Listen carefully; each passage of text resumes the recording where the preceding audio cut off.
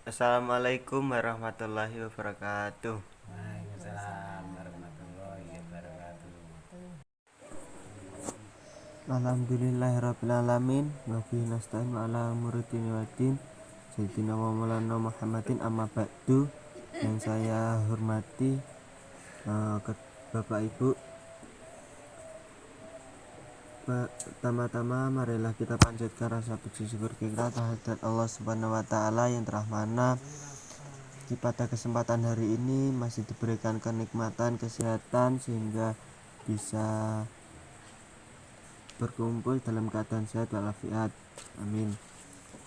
Kedua kalinya salawat serta salam tetap saya limpahkan kepada junjungan kita baginda Nabi Muhammad SAW yang telah mana memberikan suri tauladan bagi kita semua. Pada kesempatan kali ini saya akan menyampaikan tentang riba dan permasalahannya dari yaitu yang pengertian riba, yaitu pengertian secara bahasa berasal dari bahasa Arab yang berarti bertambah, yaitu meminta tambahan dari sesuatu yang dihutangkan. Yang pengertian secara bahasa yang kedua yaitu berkembang atau berbunga, yaitu membunggakan harta, uang atau sesuatu yang dipinjamkan kepada orang lain. Kemudian pengertian secara istilah, riba adalah akad yang terjadi dengan penukaran tertentu, tidak diketahui sama atau tidak menurut aturan cara atau terlambat salah satunya. Kemudian tahapan yang pertama, pada tahapan pertama Allah menunjukkan bahwa riba itu bersifat negatif sesuai firman Allah yang tertuang pada Quran surat Ar-Rum ayat 39, artinya, dan sesuatu riba atau tambahan yang kamu berikan agar dia bertambah pada harta manusia, maka riba itu tidak menambah pada sisi Allah. Dan apa yang kamu berikan berupa zakat yang kamu maksudkan untuk mencapai keridhaan Allah, maka yang berbuat demikian itu orang-orang yang melipat gandakan pahala. Quran surat Ar-Rum ayat 39. Kemudian tahapan yang kedua, pada tahapan kedua Allah telah memberikan isyarat akan keharaman riba melalui kecaman terhadap praktik riba di kalangan masyarakat Yahudi sesuai firman Allah yang tertuang pada Quran surat An-Nisa ayat 160 sampai 161, yang artinya, maka disebabkan kezaliman orang-orang Yahudi, kami haramkan atas memakan makanan yang baik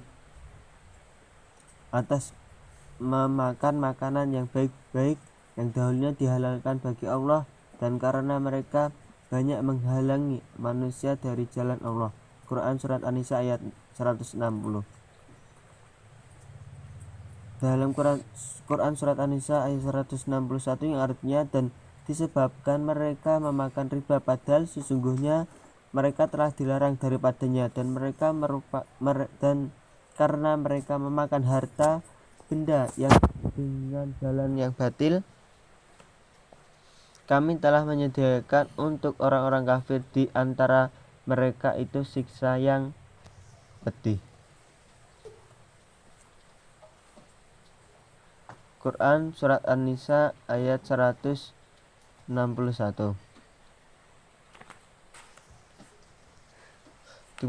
Kemudian tahapan yang ketiga, pada tahapan ketiga Allah mengharamkan salah satu bentuk riba, yaitu bersifat berlipat ganda. Dengan larangan yang tegas, pernyataan tersebut sesuai firman Allah pada Quran surat Ali Imran ayat 130 yang artinya, hai orang-orang yang beriman, janganlah kamu memakan riba dengan berlipat ganda, dan bertakwalah kamu kepada Allah supaya kamu mendapat keberuntungan. Quran surat Ali Imran ayat 130. Kemudian pada tahapan yang terakhir Allah mengharamkan riba secara total dengan segala bentuknya sesuai firman Allah pada Quran surat Al-Baqarah Quran Surat Al-Baqarah ayat 278 sampai 279 yang artinya, hai orang-orang yang beriman, bertakwalah kepada Allah dan tinggalkanlah sisa riba yang belum dipungut jika kamu orang-orang yang beriman. Quran Surat Al-Baqarah ayat 278. Kemudian Quran Surat Al-Baqarah ayat 279 yang artinya, maka jika kamu tidak mengerjakan atau meninggalkan sisa riba, maka ketahuilah bahwa Allah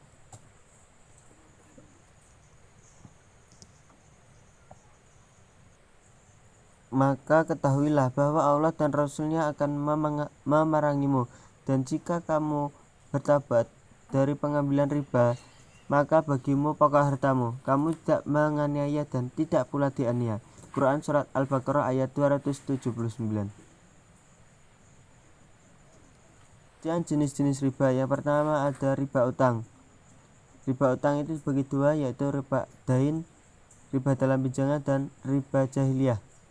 Kemudian yang kedua ada riba bai, yaitu ada dua macam. Yang pertama ada riba fadl, yang kedua ada riba nasi'ah. Kemudian aturan pertukaran barang ribawi, yaitu yang pertama, dalam jual beli barang sejenis hendaknya sama jumlah dan kadarnya, serta serahkan dalam jual beli, misalnya selembar uang 100.000 rupiah dengan 100 lembar uang 1.000 rupiah. Kemudian aturan yang kedua, jual beli barang yang berlawanan jenis diperbolehkan untuk membedakan dalam jumlah, dalam dan kadar, dengan syarat barang diserahkan pada saat akad, misalnya 15.000 US dollar dengan 15.000 rupiah dengan 1 US dollar. Yang ketiga, aturan pertukaran barang ribawi yang ketiga, yaitu jual beli barang ribawi dengan barang bukan riba, tidak disyaratkan persamaan dalam jumlah maupun penyerahan pada saat yang sama, misalnya satu buah laptop seharga 9 juta rupiah. Kemudian yang keempat, jual beli antara barang-barang yang bukan ribawi diperbolehkan tanpa persamaan dan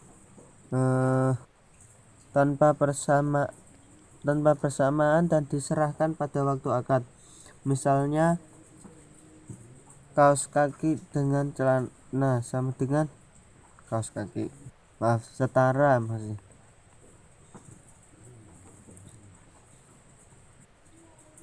Kemudian para ulama sepakat bahwa hukum riba adalah haram. Permasalahan apakah bunga bank sama dengan riba, yaitu menurut Umar Chapra sudah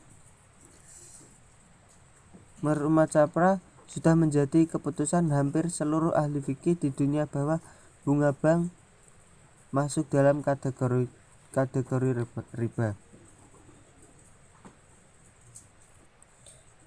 Kemudian pandangan dunia Islam terhadap bunga bank, yaitu yang pertama, Dewan Studi Islam Al-Azhar Kairo yang berpendapat bahwa bunga dalam segala bentuk pinjaman adalah riba yang diharamkan.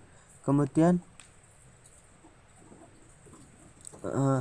menurut Rabitah Alam Islami, bunga bank yang berlaku dalam perbankan konvensional adalah riba yang diharamkan. Kemudian yang ketiga ada Majma' Fikih Islami, organisasi konferensi Islam. Seluruh tambahan dan bunga atas pinjaman yang jatuh tempo dan nasabah tidak mampu membayarnya. Demikian pula tambahan atau bunga atau pinjaman dari permulaan perjanjian dalam dua gambaran dari riba yang diharamkan secara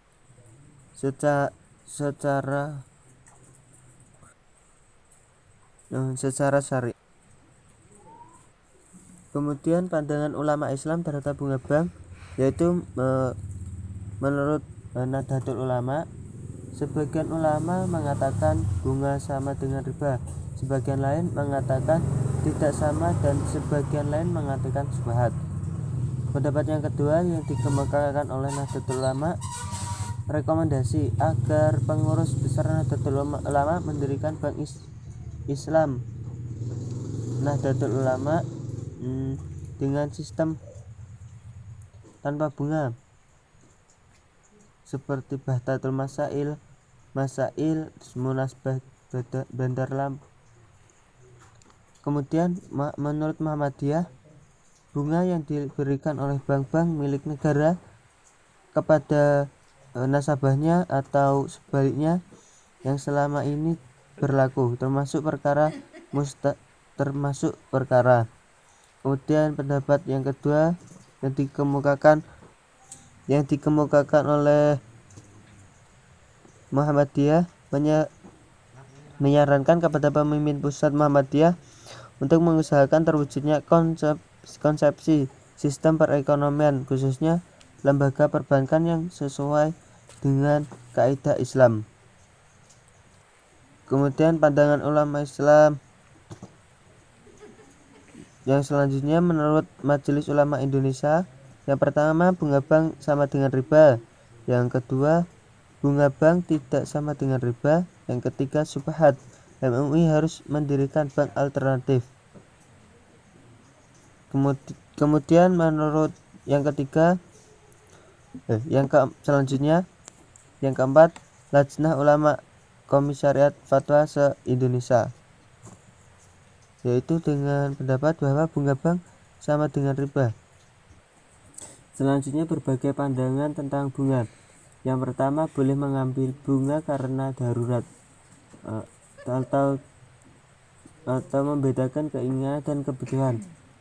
Pada tingkat yang kedua, pada tingkat yang wajar tidak mengapa bunga dibebankan. Kemudian yang ketiga, opportunity loss yang ditanggungkan pemilik dana disebabkan penggunaan uang oleh pihak lain. Kemudian yang keempat, bunga untuk konsumtif dilarang, tapi untuk produktif dibolehkan. Kemudian berbagai pandangan tentang bunga yang selanjutnya, yaitu bunga riba haram pada yang berganda-ganda. Kemudian yang selanjutnya memperbolehkan bunga deposito bank konvensional. Selanjutnya kemudian uang adalah komoditi karena itu ada harganya dan harga uang itu adalah bunga. Kemudian selanjutnya bunga sebagai penyeimbang laju inflasi. Kemudian bunga sebagai upah menunggu. Kemudian yang selanjutnya yaitu nilai uang yang sekarang